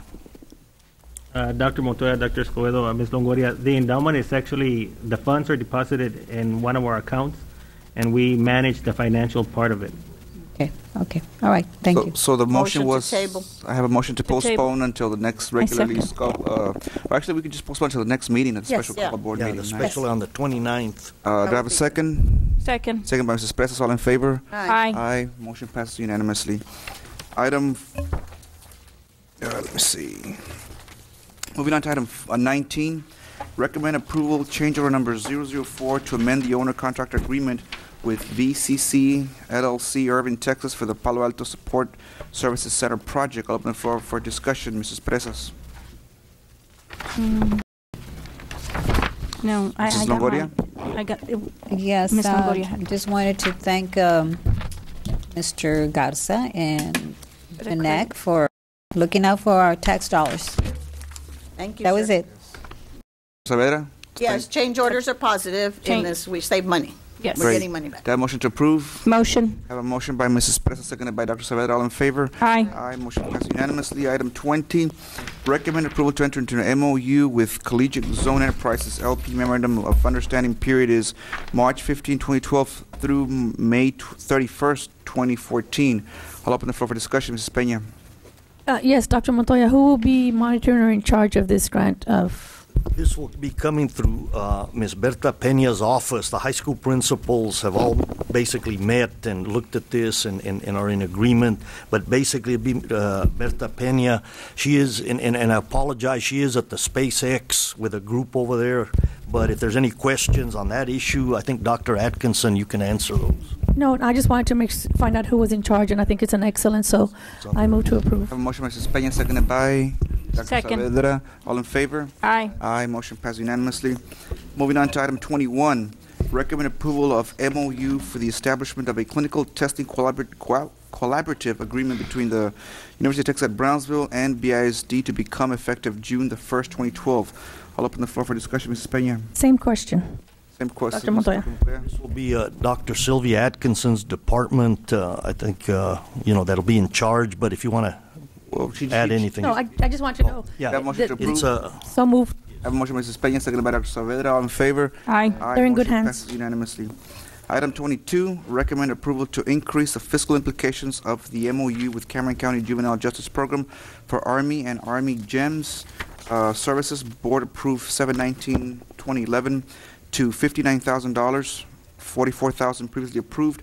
Services to be rendered subject to district needs and funding. I'll open the floor for discussion. Mrs. Presas. Yes, on this one, Dr. Montoya, have we been really following up, making sure that this program is working? I know that it shows that some, increase, but basically, have we gotten feedback from the actual students if it's really working for them? Ms. Monfiles, if you'll share some of that information. Monfiles. Dr. Escobedo, Dr. Montoya, members of the board, we have not spoken directly to the students, but we do have the testimonies, and we will be, if indeed we continue this program next year, we do have grades, we have all of that to accumulate for evaluation, and so far on the surface, it certainly does look like a good thing. We will be revising the Memorandum of Understanding. If we come back to the board next year, it will be more specific. There will be more evaluative measures. But as you can tell, at this point in time, we have a very good success rate in so far as these are students who 98% of them, or I'm sorry, 93.7% of them have not reoffended, and that is one of the biggest criteria for the program. These are court-ordered juveniles who are attending this program. BISD students. Yeah, my question is that I don't mind putting in more money because it's for the students and to make sure that they could, come back as different individuals and with something in their hands that they can succeed and excel. I guess my point is that these programs that we are putting in money, that we do have actual data and even their personal testimonials, so we know that it is working for the students themselves. Dr. Saavedra? Yes, I know that they're court-ordered, but initially we had that we anticipated 8 students, and then if we went up to 34, it quadrupled. I mean, are kids really, do they have to go to this place instead of our own alternative centers that we have? I know that it's the judge making that decision and that call, but maybe in speaking to the judges or whatever, that they understand that sending them to this program, maybe they don't realize how much it's costing, the district an additional amount, when we do have other alternative schools that have done a good job, so maybe they're not aware, and just to let the judges know, because it's easier for them to say, well, let's send them there, and, they make that judgment call on them, or that ruling. But that was just my question, that because we're here and pumping in the money, as we mentioned, is good. It's good for the kids if they have truly rehabbed and they're back in school and doing successful. And then working also with the program to make sure what kinds of programs are being offered to them, because I know that our alternative centers offer good curriculum programs and the support. We already have good programs in place. So we could probably use those monies to help those programs that we already have. So those are just my comments and questions because, we quadrupled, and that's a big chunk of money. And I think, Dr. Saavedra, we can go back, and I think you hit one good point there in the sense that we probably need to make judges aware of some data and some issues, because they tend to be very black and white on some decisions, and that is impacting us. But we can go back, Ms. Monfiles, and have a dialogue with them to see how we can resolve this. Mrs. Longoria? Yes, Dr. Montoya, can you perhaps give us an update as to how many students have returned to our campuses? Yes, we can do that. We can come up with some more specific data, I think, on the campus side of it and what campuses. Yeah, so how many students have returned back? Doctor. Mrs. Presas? Yeah. And the thing is, like you said, Dr. Montoya, we have BAC, we have all these other programs out there. Do the judges know that at BAC we have drill instructors and like the REAL program was out there. It was successful. Out of 15, 13 completed the program. So, and we're really not pumping any money into the REAL program because this is all volunteer. It's Border Patrol, it's ICE, it's and in coordination with our drill instructors that do a great job out there. Maybe the judges don't really know what we have to offer there, and instead of sending them out there, I think we need to kind of. They're already going to let them know. Yeah. Mr. Aguilar? Yes, I think sometimes we need to be more specific. If I may, Mrs. Longoria, your recommendation was to see how many return to campus. I think it's pretty good. I think we need to go beyond that also. How many are still enrolled on a campus? I think that's the most important thing, because sometimes they come in and on campus for a week or so, and then they drop out of school. Yes, that's true. And the whole objective is to keep them in school, eventually to graduate. So how many of those that are sent back are really coming back and retaining in school? I think that's a good suggestion. Any other comments or questions? Mrs. Presas, anything else? No, sir. Thank you so very much. Right. Moving along. Do I have a motion to approve item 22? So motion. I have a motion by Mrs. Peña, second by Mrs. Presas. All in favor? Aye. Aye. Motion passed unanimously. Item 23, recommend approval of the MOU between the Federal Credit Union and the BISD to house an in-school branch at Rivera High School. Open the floor for discussion. Mrs. Peña. Who will monitor this program in administration here? And again, it's going to be a combination of two things. It'll be the campus principal, but also Ms. Peña from the central office. Okay. Question number 2. It says, I have a 2 and 3 question. on 108, on page 108, where it says student teller selection, students selected as tellers, and it goes on. I'd like to know what the process is to select a student. And on page 110 at the very top, where it says the cash will be placed in a locked cash bag and delivered by an employee or security of the operational branch. Delivered where? Because it's at the school, so is our employee going to be taking this money and taking it to the branch every evening? Because that's a really big responsibility, and I want to put our children in a safe place. I don't want someone to know, well, that person's going to be taking cash. Give me the details, because I don't want to open a door that we're not going to be able to close. Dr. Montoya? Dr. Atkinson, you have that information. Thank you, Dr. Montoya, members of the board. I think twofold. The supervision, the oversight of this program is going to rest with the principal at Rivera High School in conjunction with also our Career and Technology and our College Connections program through Mrs. Peña's office. So it'll be threefold. It's definitely a collaboration. The question about the process, it is the actual students that are going to be ours from Rivera High School will go through an interview process at Valley Federal Credit Union. They'll meet a certain criteria, they'll be interviewed, they'll be selected, they'll be trained. The idea of trying to get this approved prior to the end of the school year, because they'd like to have them identified to go through a summer training. They'll actually be hired by Valley Federal Credit Union in order to meet their requirements. From that time, then we're looking at them being able to come into the school year, the fall semester, working at the actual in-school branch.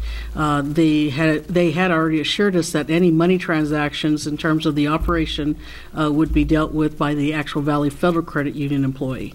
So it wouldn't be our staff having to transfer that money. Dr. Montoya, if I may address.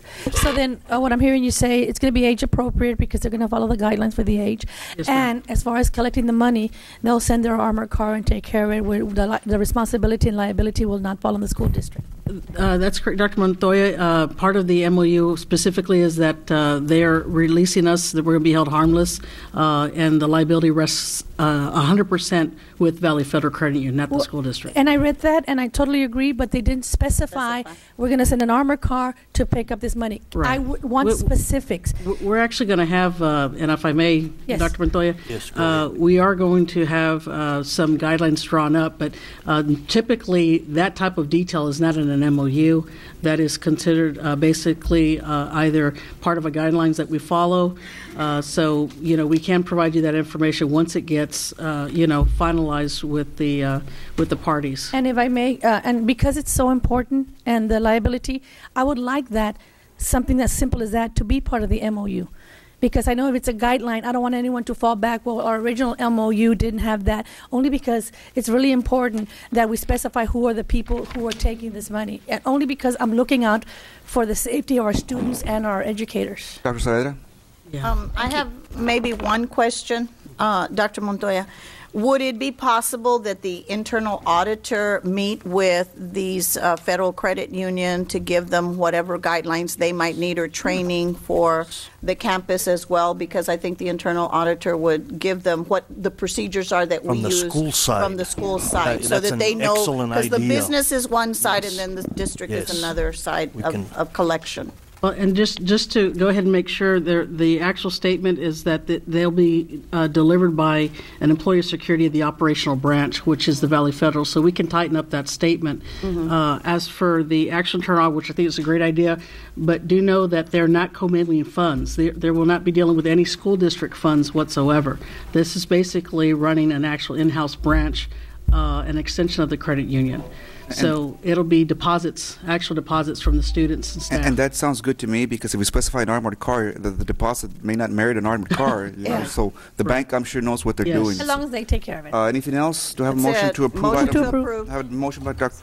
What? Yeah. I have a motion by Dr. Saavedra, seconded by Mrs. Peña. All in favor? Aye. Aye. Motion passed unanimously. Moving on to item 30, casting lots.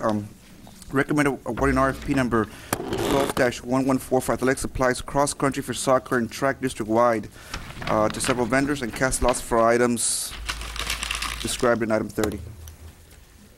So this is item number 3.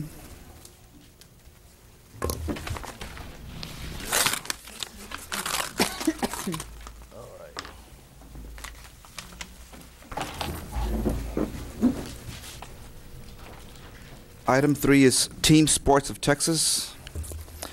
Moving on to number 4.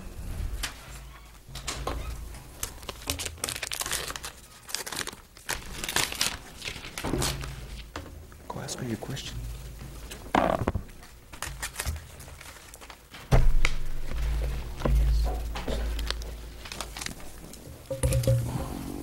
Barcelona Sporting Goods. Number 4 is Barcelona Sporting Goods. Moving on to number 11.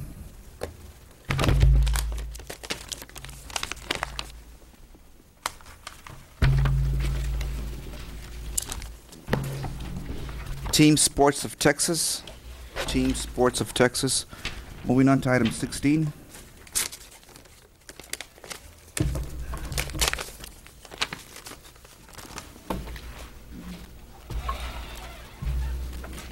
Is Proud Printing. Item number 18 was pulled. Number 19, item 19.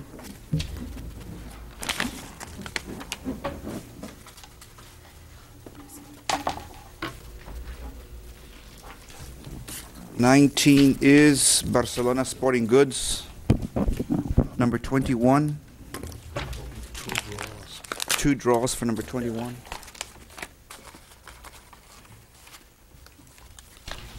First draw is Bill Guthrie Sports.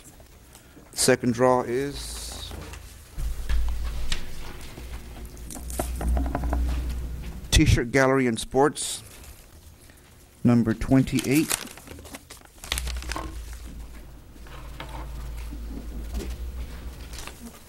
Is Bill Guthrie Sports.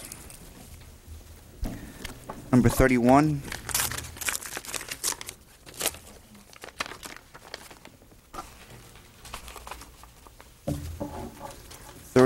Is Bill Guthrie Sports. 32.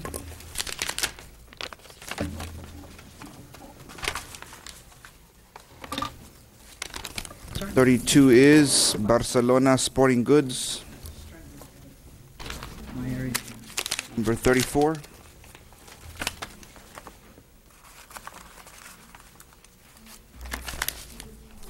Is Barcelona Sporting Goods. 40.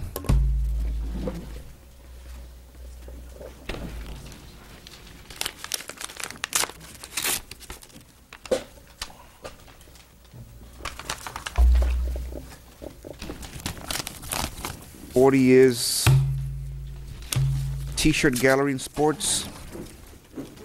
46.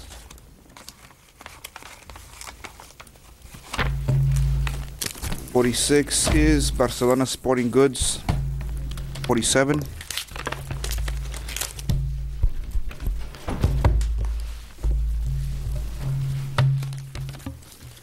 Is Barcelona Sporting Goods.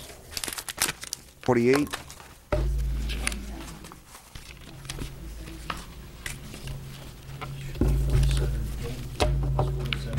That was 47A. So 47A was, what did I just say? Barcelona. And 47B is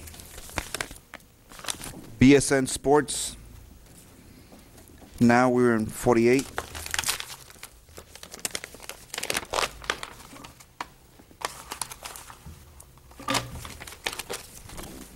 Is T-shirt Gallery and Sports. 56. 56 is McAllen Sports. 58.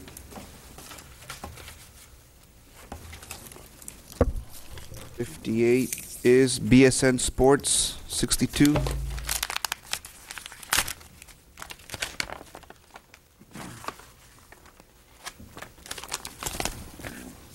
62 is McAllen Sports. 65.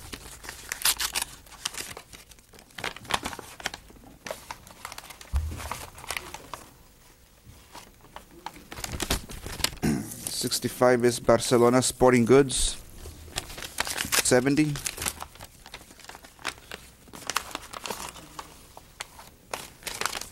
'70 is BSN Sports. 72.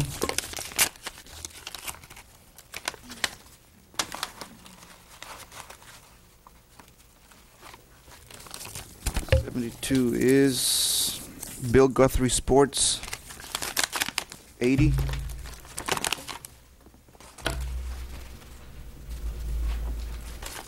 '80 is Bill Guthrie Sports. 86.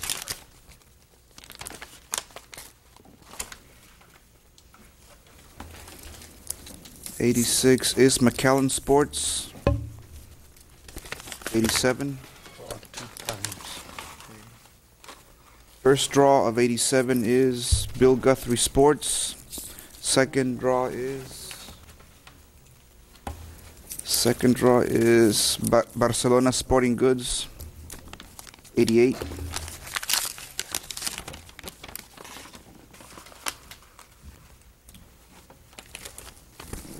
Bill Guthrie Sports. 92.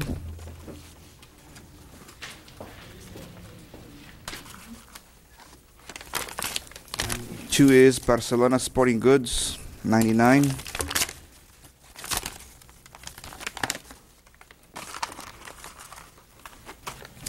'99 is BSN Sports.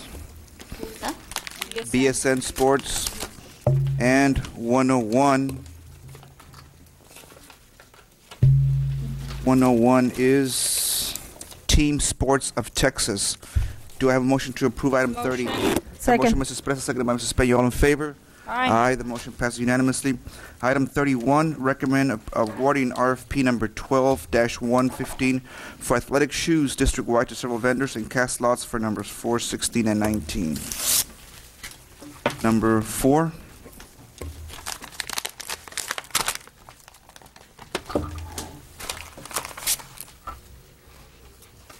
Four is Tennis Outlet Incorporated.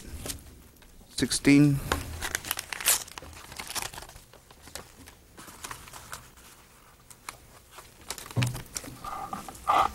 16 is T-shirt Gallery and Sports. 19.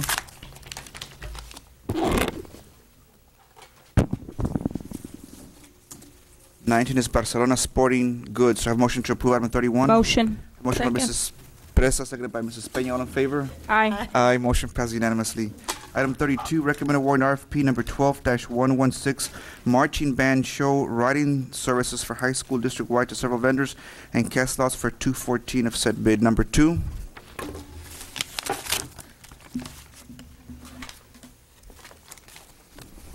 Two is Marching Monk. M-O-N-K. M-O-N-K. Number 14. Cute name. Raul Garza. That one sounds more typical, right? Raul Garza. Do I have motion to approve item 32? So motion. Motion Mrs. Peña, seconded by Mrs. Presas. All in favor? Aye. Aye. Motion passes unanimously. Moving on to 34. Recommend awarding bid number 12-118, repair parts for kitchen equipment and walk-in freezer cooler for food and nutrition service district-wide to several vendors. I'll open the floor for discussion. Mrs. Presas. Since we're on this item for the walk-in freezers, these are the freezers themselves. Am I correct? Mr. Haynes, is that correct? Mr. Haynes. Equipment. Yeah, and I had a question because I know that there's been a discussion of where the freezer we lease. Do we lease the location? Yes, we do lease. Is that correct on the freezers? Yes, sir. We do have we do, but these are. Excuse me, Dr. Montoya, Dr. Escobedo, members of the board. The freezers that they're talking about are the ones that are at the schools. At the campuses. At the campuses. Okay. It's not the ones that we do rent. Okay. So those are the ones that sometimes smaller ones go out. that are campus by campus. Yeah. Okay, motion.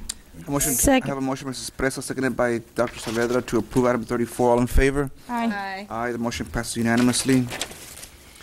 Moving on to item 41. recommend awarding bid number 12-129 fire alarms and sprinkler systems district-wide to several vendors and cast lots for number 6 and 7 of said bid. I'll open the, item 6. Item 6 is Allied Fire Protection. Item 7.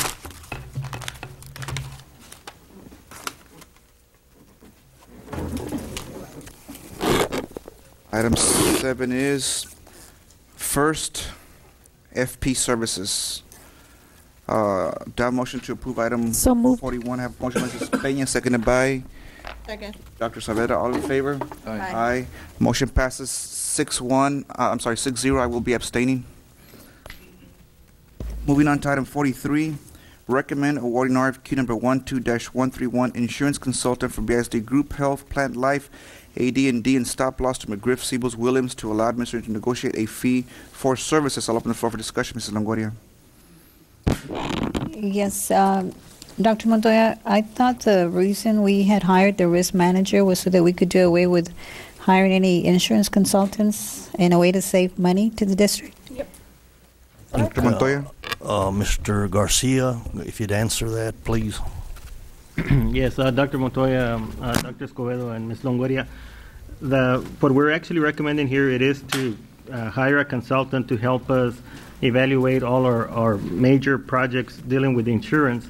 At this time, we're just asking permission to negotiate a fee. We would be coming back to the board with an actual fee for these services. We feel that we need this consultant. Probably one of our biggest concerns is in the assistance needed in reviewing the upcoming stop loss, life, and A&D. We must go out for bids again in October. It is our opinion that we need the assistance of a consultant to do this, as it is very difficult understanding the contracts, the negotiation process, and determining the quote up with the best value vendor. Without a consultant, there is a lot of room for error and additional cost and liability on the part of the district. And I know we do have a risk manager, and we are working closely with him. We're working with him. He has been with the district now for 2 months, and he is learning as fast as he can. But we are requesting that we continue with this consultant service. Dr. Saavedra. Yeah, and I don't know if Mr. De Leon is here. Is he? Mr. De Leon is here. May I ask a question? Yes, ma'am. Go ahead. Mr. De Leon, hotspot. Yeah, hotspots are, no, I just wanted to know, wasn't your experience when your previous job working with stop loss insurance? No, ma'am. I'm an insurance agent licensed in property casualty. I'm sorry. Good evening, Board President, Dr. Escobedo, Dr. Montoya, board members, administrators. To answer your question, Doctor, my license is property casualty, life, and health. I am not a consultant. My primary focus is as a risk manager is to assess risk and eliminate the liability, thus trying to bring down the premium. So no, I'm not a consultant. And you never had experience with the stop loss? No, ma'am. Okay. Not stop loss. I'm sorry, Mr. Aguilar. Yes. If I remember correctly, we knew there was some weakness or some area that we needed to look into this. And I think one of the things that we agreed was to hire someone for the time being until the risk manager would get a good grip of what we had in the district. I believe that we discussed that in the executive session. And second, I want to ask Dr. Montoya, how do you feel about this? We heard from Smiley. We want to hear from the top administrator. Dr. Montoya? I concur with Mr. Garcia that at this stage it would be wiser to do this. Our goal, obviously, is to expand the capabilities of our risk managing department. I mean, that's really the goal. But right now, in order to assist our insurance operations and Mr. Garcia, we do recommend that. Yeah. And, of course, we also agree once we had done this, he was on his own, if I recall that. Thank you, sir. Thank you. Mrs. Presas? Yes, you know that our mission, our goal is to make sure that as an employer, to the employees that make sure that we give them the best health care. But then yet again, that our health care cost will come down, and that so while improving the benefits at the same time, it's a win-win situation for everybody. So it's always good to invest in our employees because it's a benefit to us because they work for us. However, is Mr. De Leon going to be going to any training seminars that are coming up? Are we jumping on things because we don't have time to waste, and we're going to continue to pay a consultant while we're paying a salary, and our goal was get him on board, get him going as quickly as we can. Yes, he's going to learn from others, but 2 months, we got to get these things going. The answer next year you're going to have to hire again a consultant, pay him or pay them $50,000, $60,000 when those $50,000, $60,000 can be staying in our little piggy bank.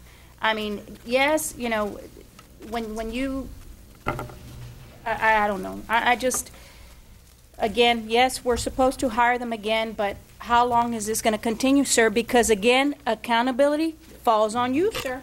And again, our goal has been in hiring Mr. De Leon to give him that training, and we have opened up doors.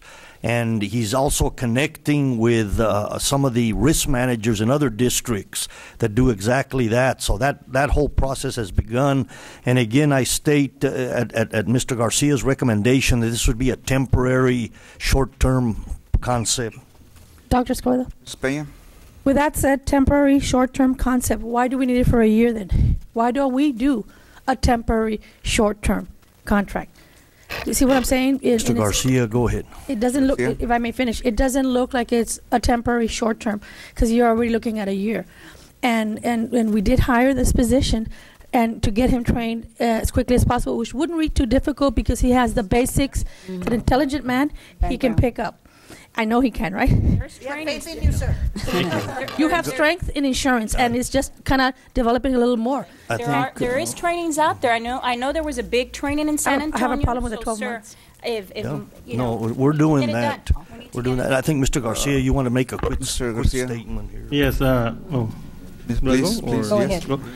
Yes, Dr. Montoya, Dr. Escobedo, and board members, our intent is to eventually be there. This is for 1 year. That is correct. It's not going to be for a couple of months. If you notice, we do have different deadlines coming up. For example, the stop-loss life insurance that's renews in October, and then the whole cycle starts again. At this time, my recommendation to our superintendent, and hopefully from the superintendent to the board, is that we do commit for the additional year until we get our administrator trained and also familiar with all the things that are associated with the school district and self-insured insurance. Mr. Aguilar? I just wonder, does it take a year to evaluate the whole insurance? I think, Mr. Garcia, the issue is, can we do it for less time rather than a year? Is that an option with this company? Again, Dr. Montoya, my recommendation would be for 1 year, and if I said evaluate for 1 year, that's not what I intended. It's that it's going to take a year to go through the whole process and get Mr. De Leon fully trained. Because of the timeline, right? Timelines, yeah. Different timelines throughout the year. Mrs. Longoria? Yes, I also recall that Blue Cross Blue Shield offered with their services also. That's right. They have their own. Yes. So we have a chief to boss to the boss to the. Mr. Garcia, can you answer that part of it? Yes, that part. Very little in. I mean, that they do, but I have my concerns. They're kind of evaluating themselves, type of deal. But anyway, any other comments or questions? Right.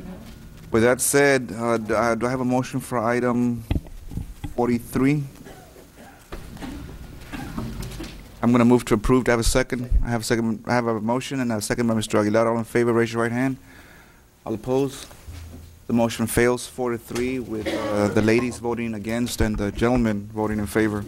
Not have to make it have to be so specific, sir. Not a gender Well, I item. just want the minutes to be clear. You're dividing us now. I'm sure people are intelligent enough to know our sexes are different.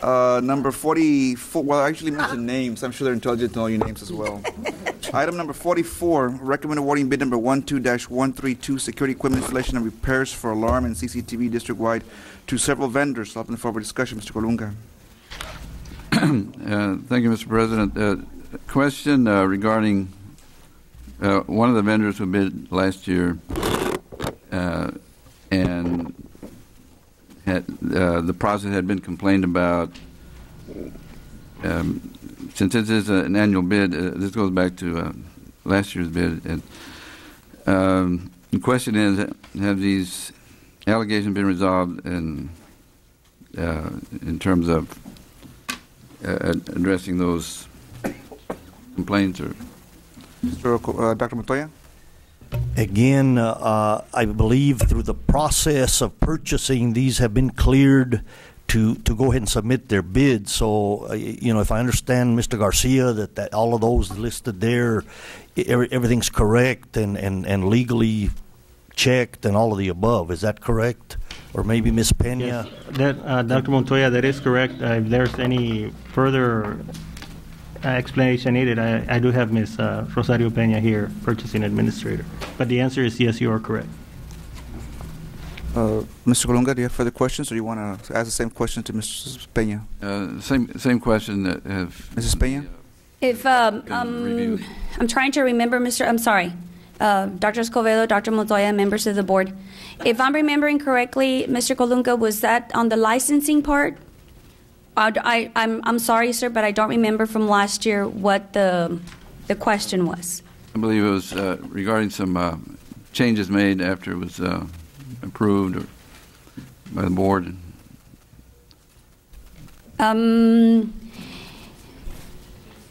Nothing has been changed here, sir. The process has been complete in as far as procurement.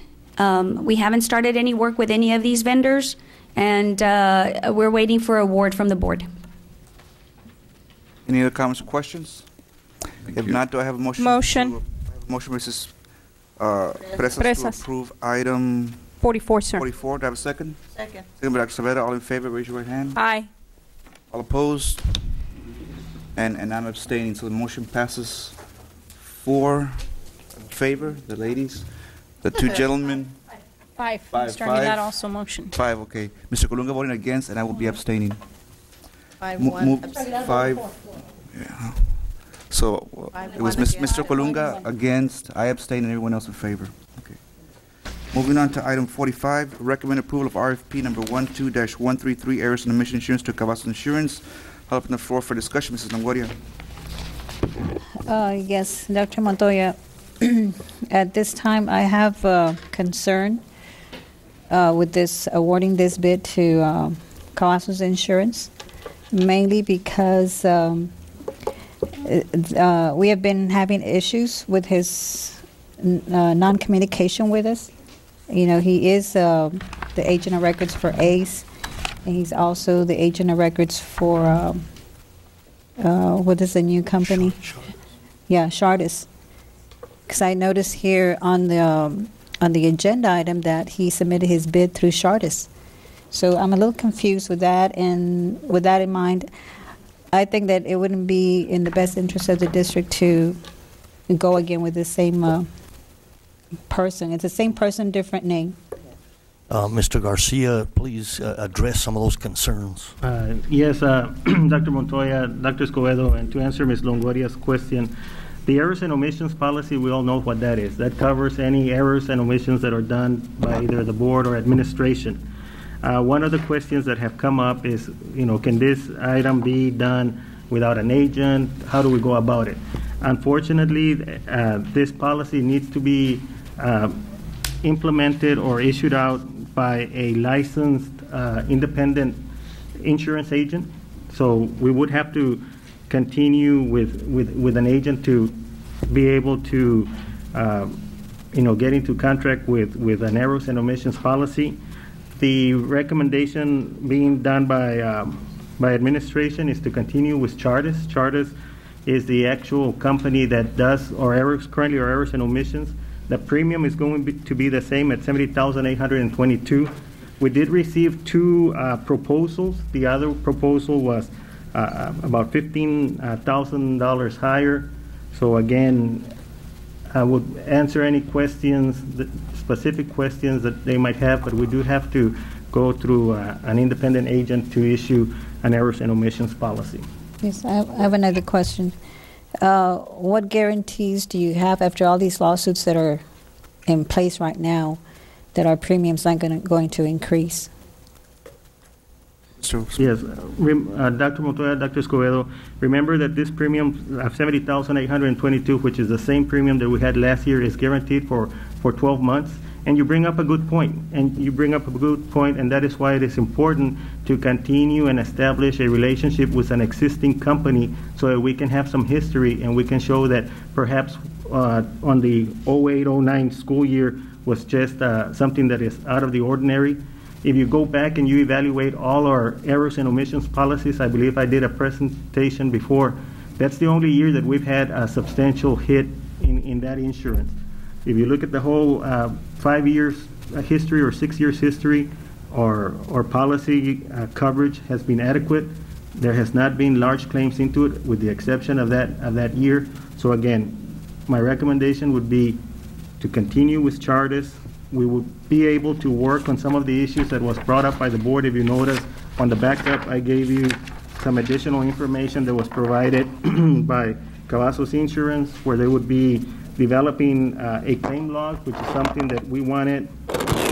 Open claim files to include notice of claim, copy of claim letters, notification of our local counsel, quarterly review of claims. There needs to be better communication with our existing, or with the company that we're recommending, and that's one of the areas that our risk manager is also going to be working on, improving that communication with Cavazos Insurance. One last comment. I'm sorry. No, that's okay.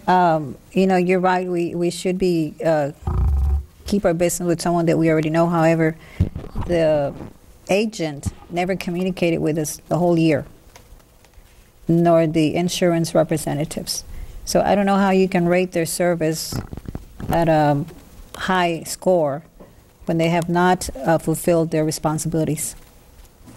Dr. Montoya, remember also, Dr. Montoya, Dr. Escobedo, and Ms. Longoria, remember that we're also talking about two different errors and omissions companies. One of them is ACE, and that's the one that we've been having quite a bit of discussion back and forth. This one is Chartis. This current year is the first year that we've dealt with Chartis, and that's why we're recommending it again. I could see that if we were having the same type of difficulties communicating with Chartis, then I would have administration would have recommended differently for our superintendent to recommend to the board. Now at this time, if I may, Dr. Montoya and Dr. Escobedo, I do have legal counsel, and they are the ones that directly deal with the insurance companies. And I was wondering, have you had any difficulty dealing with Chartis or getting any information that is being requested by ourselves or legal counsel? Mr. Michel? Not from my end. No, they've been Well, simple to work. I know, but my point is that the agent of records is still the same person. He's carrying the same. Yeah. He's different company and name? there's a conflict also because he gets to see what all the other companies submit. I don't think it's a fair bidding process right now, doing it this way. He's an agent of records for several companies. Dr. Saavedra, you want to follow up? Yeah, I'm looking at the clarification from the agent, the letter that was sent as our backup, the memorandum. I'm looking on 407. Point bullet 1, 2, 3, 4, 5, where it says they're recommending that the claims reviews be conducted by each individual attorney representing BISD claims at our expense in order not to compromise attorney-client privileges. Yes. Can you explain that? Dr. Montoya and Dr. Escobedo, to answer your question, yes, Dr. Saavedra, on that one, what they're saying is that if we want general presentations just of all the cases, they'll do it at no cost. But if we want to bring in the specific attorneys that are working one case individually, and we just have a certain amount of questions, and you want a presentation, then coming over would be a cost to the district. What they have suggested is for us, the school district, through our legal counsel, develop a series of questions that we might ask, submit them for answer, and they would provide those answers to the board and to administration, answering the questions that we might have. Any other comments or questions from the board? Yes. Let's go. Oh, no, go ahead. Mr. Colunga? I just had comment on the type of insurance that it is, and the price.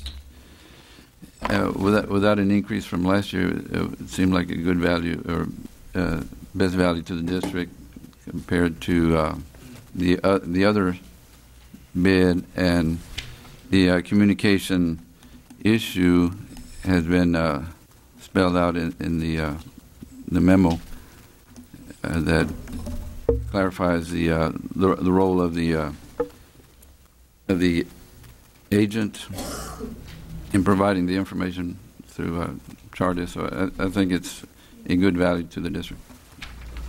Is there maybe a representative from the company that can address this issue? Or I know Mr. Cavazos is not here, but is there a representative maybe? That's the same problem we're going to have when we asked 2 weeks ago. Mr. Garcia? I believe that Ms. Sandra was here. Is she here? She left? Oh, no. I'm sorry, her father's in the nursing home and very ill, and she had to leave. Okay, thank you. Mrs. Presas? You know, whether it's, I have a problem because like about 2 meetings ago or a meeting ago, it was the same issue we said. These people are not here when we need them, but they're, you know, they submit their bids and just like it's a done deal, you know. It's not fair for the district. It's not fair for us. About 2-3 weeks ago, you were here, Mr. Michelle, where we complained, at least I did, that I didn't appreciate people doing business with us and not having the representation that we need. It's like they take our money, they run, and that's it. I mean, you know, we can be calling them. Yes, we've had problems, whether it was ACE or Charter. I think there's a serious problem, you know. I mean, I don't see why we don't get the attention that we need. The vendor should be here for us, not us for the vendor. We should not bend backwards for the vendors. They should bend backwards for us if they want the business with us. And the reason why we don't get enough people bidding is because they're discouraged already for many, many years. Just recently, we're trying to change the status quo of how business is done in the district. And it hasn't been easy. It's been a challenge for all of us. And people don't like it, but something's got to give. And I just don't appreciate it. We don't even have a representative. Okay, our discussion is just really just going in circles. I'll open the floor for a motion for item 45. So moved. I have a motion by Mrs. Peña to approve, seconded by Mr. Aguilar. All in favor? Aye. All opposed? Okay. Nay. The motion passes 4-3. Mrs. Presas, Longoria, and Dr. Savera voting against. Moving on to item 46. Recommend awarding RFP number 12-134, Student Athletic UIL and Accident Insurance to Alamo Insurance Group, San Antonio, Texas, through Texas Monarch Management. An annual proposal open for discussion. Mrs. Longoria. On this one, I noticed that there was an increase of $111,484. And the rankings were pretty close. I think the difference was only like half a point. So, again, you know, it's like Ms. Garcia mentioned, a lot of vendors are getting discouraged because you seem to be selecting the same vendor over and over again and paying more. And I don't know, that was my only comment. Dr. Saavedra? Yeah, I have a question. When you look at the comparison of the insurance, one of them offered dental, where another one we paid $7,878. That's the one y'all are recommending. And we're going to continue to do that, not get the dental, so we'll have to pay that extra amount. Dr. Montoya? Go ahead, Mr. Garcia. Yes, Dr. Montoya and Dr. Escobedo, and to address your question, Dr. Saavedra, when you look at the overall presentation and the overall amount, the one that we're recommending is $708,828. versus the next lowest one is $811. That's almost $100,000 for the coverage of dental. If that is the issue, I don't have the statistics to see how much the dental part or component would be used, but I don't think that it would be worth the extra $100,000 to have that coverage. I also have one more comment. Mrs. Longoria and then Mr. Colunga. Dr. Montoya, I noticed on these agenda items, they're coming from, they're not coming from the risk manager. Why is he not submitting these agenda items? That's going to be corrected from here forward, but I think Mr. Garcia, you wanted to say something. Mr. Garcia? Yes, Dr. Montoya and Dr. Escobedo and Ms. Longoria, that's a good question. I do want to point out that on the background, if you notice that Mr. De Leon, which is a risk manager, was part of all the committees. Right now, the way it's set up, we do have employee benefits or risk management under employees' benefits, and that's why we're doing it the way that we are doing it. Dr. Montoya has already instructed me, and we're working on bringing a solution to this situation, and in the future you will see Mr. De Leon's signature. But he was involved throughout the process, from the RFP through the evaluation to even here with our recommendations. Yeah, one more last question. Was a consultant involved in any of these? Did you get advice from him since he is the consultant? Mr. Garcia? Yes. Remember that, Dr. Montoya and Dr. Escobedo, remember that the consultant, insurance consultant that we hired is for health, for the health part, which is currently the Blue Cross Blue Shield, which is our self-insured process. It's not for all in all insurance. But the ADA and the stop loss are... Those are part of the health component. So yes, they do give us consulting services on those areas. I would like to, in the future, to see Mr. De Leon make the recommendation, because he is the one responsible for this. And ma'am, that will occur. We'll ensure that happens. Mr. Colunga? No questions. Any other comments or questions from the board? If not, I have a motion to approve item 46. So moved. I have a motion by Mr. Colunga, seconded by Mr. Aguilar. All in favor? All opposed? Nay. The motion fails 4-3. Again, ladies against, gentlemen. Moving on to closed session. As pursuant to Texas Government Code Section 551.071 et sec, the board goes to closed session.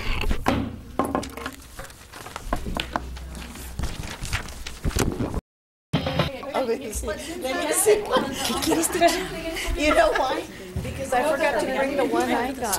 It took me like 4 minutes. They didn't even do mine, the one that I wanted to do when we were trying to go to in Cinco Vaya. He says, you want to see mine? Should I do this one? I'm going to be No, he wasn't the guy. He wasn't the bad guy, right? He's innocent. I have one Remember, more. I wanted to. We have to go back. We just follow up. Go back? Okay. Follow up to... That's the big one. No sabe ni si va bien este. No, but it would have been whatever legal counsel advises, no? Go back to what? It's so cold. Estoy agarrando tu bebida. Vámonos. I gotta go. I gotta get...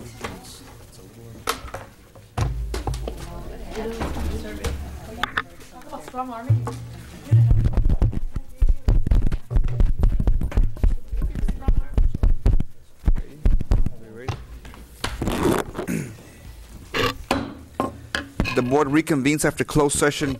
If there are no objections from the board administration, I'd like to have a motion to approve items 48, 49, 50, and 54A, which were the only items that required action. So moved. I have a motion by Mrs. Peña, seconded by Dr. Saavedra. All in favor? Aye. Aye. The motion passes unanimously. Dr. Montoya, anything else?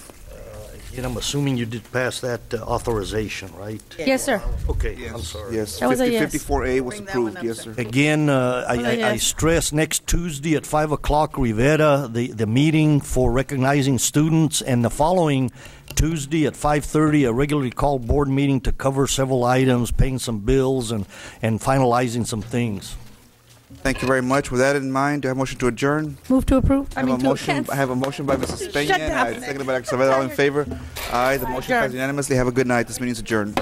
Move to approve the adjournment. Good night, Brownsville. That was a lot over there. Okay, what day is this, Dr. Montoya?